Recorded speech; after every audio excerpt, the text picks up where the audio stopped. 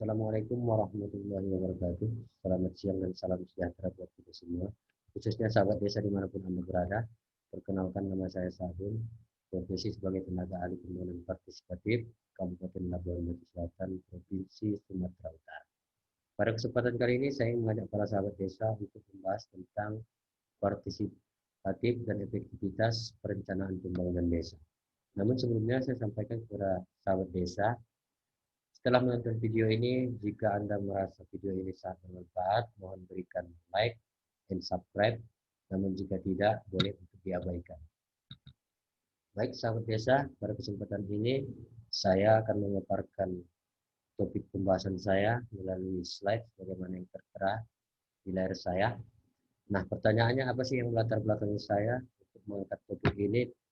Tidak lain tentu sebagaimana kita ketahui sejak lahirnya Undang-Undang Nomor 6 Tahun 2014 atau sejak dikucurkannya dana desa pada tahun 2015 hingga saat sekarang ini, ada berbagai pertanyaan yang muncul kepada saya. Baik secara langsung, face to face, diskusi secara langsung maupun tidak langsung melalui media sosial tentunya, forum WAG, FB, Twitter dan sebagainya. Namun pada kesempatan kali ini saya hanya merangkum beberapa pertanyaan yang sering muncul sebagaimana yang saya kutip dan saya rangkum di slide saya ini, yakni siapa sajakah yang berhak mengikuti musyawarah perencanaan pembangunan desa. Kemudian apakah memang peserta musyawarah desa itu harus menerima undangan terlebih dahulu ketika ingin berpartisipasi. Kemudian sebenarnya bagaimana sih aturan yang sebetulnya terkait peserta musyawarah desa yang diatur oleh undang-undang.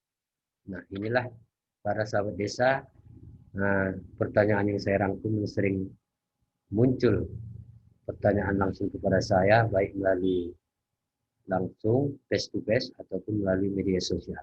Nah, pada kesempatan kali ini saya mengajak para sahabat desa membahas tentang peraturan yang terbaru, yakni peraturan Permendes nomor 16 tahun 2019 tentang musyawarah desa. Nah, peraturan ini Permendes nomor 16 ini sekaligus sebagai pengganti Permendes nomor 2 tahun 2015 tentang musyawarah desa.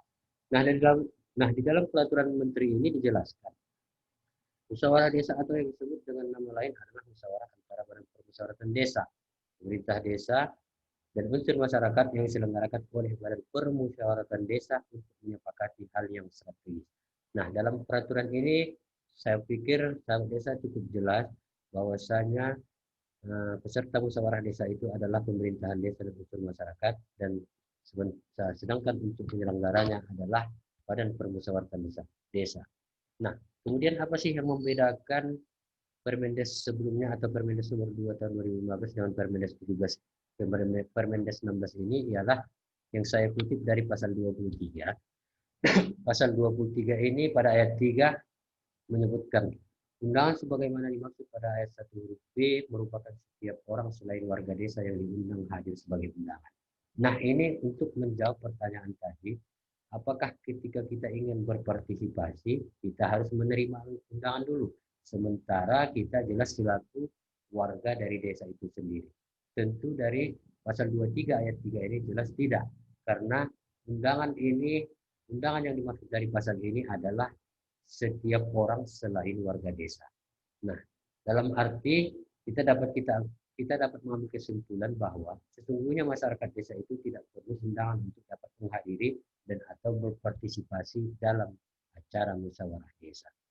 Nah, itu terkait partisipasi musyawarah dalam hal pelaksanaan musyawarah desa. Selanjutnya saya akan membahas tentang perencanaan pembangunan desa.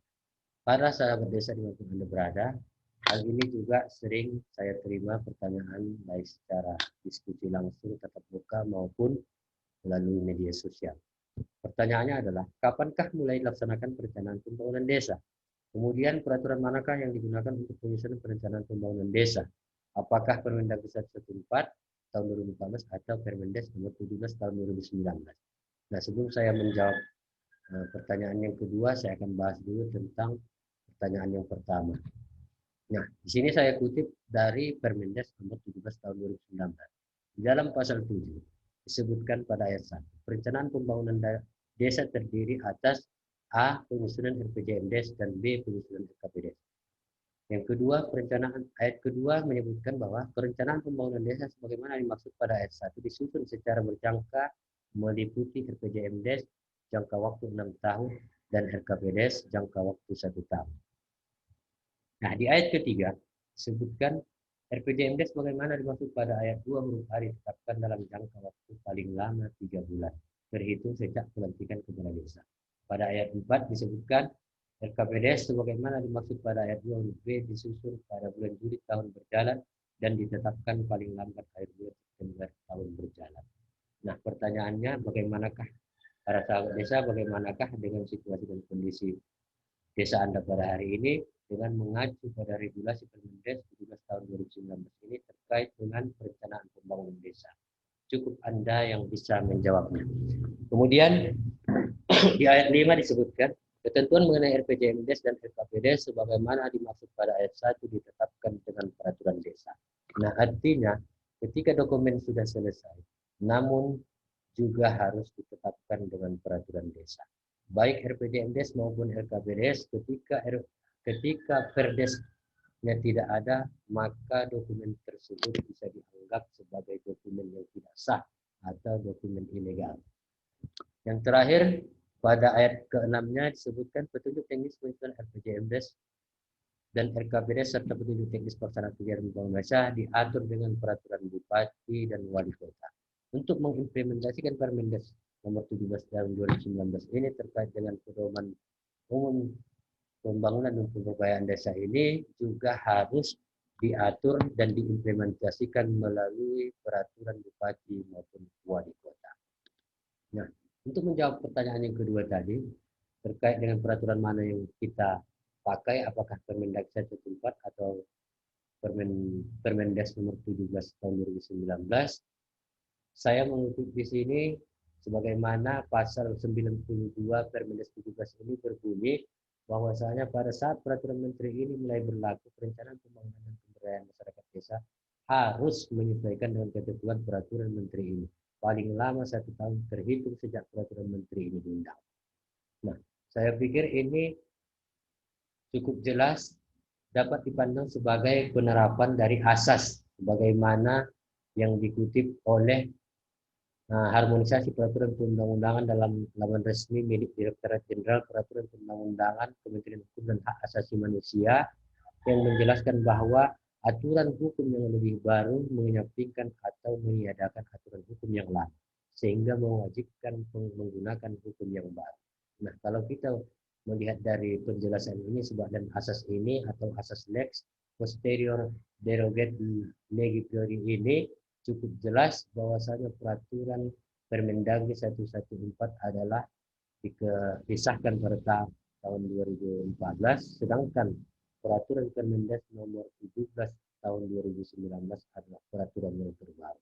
Maka dari itu, saya mengambil kesimpulan peraturan yang akan digunakan dalam hal pedoman umum perencanaan pembangunan desa maupun pemberdayaan masyarakat desa adalah Permendes nomor 17 tahun 2019. Sebagai kesimpulan atau penegasan dalam pembahasan saya kali ini adalah yang berhak mengikuti musyawarah desa bukanlah hanya yang mendapatkan undangan. Kemudian untuk mencapai hasil yang optimal, idealnya mengikuti regulasi peraturan yang ada. Kemudian penegasan terakhir atau kesimpulan yang terakhir yang saya kutip adalah untuk optimalisasi dana desa pentingnya sinergitas antara pelaku, pembina, dan pendamping dalam pelaksanaan dana desa. Yang mana tujuan akhirnya adalah keharmonisan dan mencapai keberhasilan program pembangunan desa itu sendiri. Mungkin hanya sekian yang dapat saya sampaikan. Sebelum saya tutup, izinkan saya berpantun. Ada beberapa pantun yang ingin saya sampaikan. Terbang puyuh ke semak-semak. Puyuh terbang karena terusik. Bantuan ke desa sekarang banyak. Baik keuangan maupun fisik. Berjalan pelan seekor keledai. Jalan sendiri tidak bertuan. Camat pun haruslah pandai untuk mengawasi semua bantuan. Wallahul muwaffiq ila aqwamit thoriq. Wassalamualaikum warahmatullahi wabarakatuh. Salam berdesa.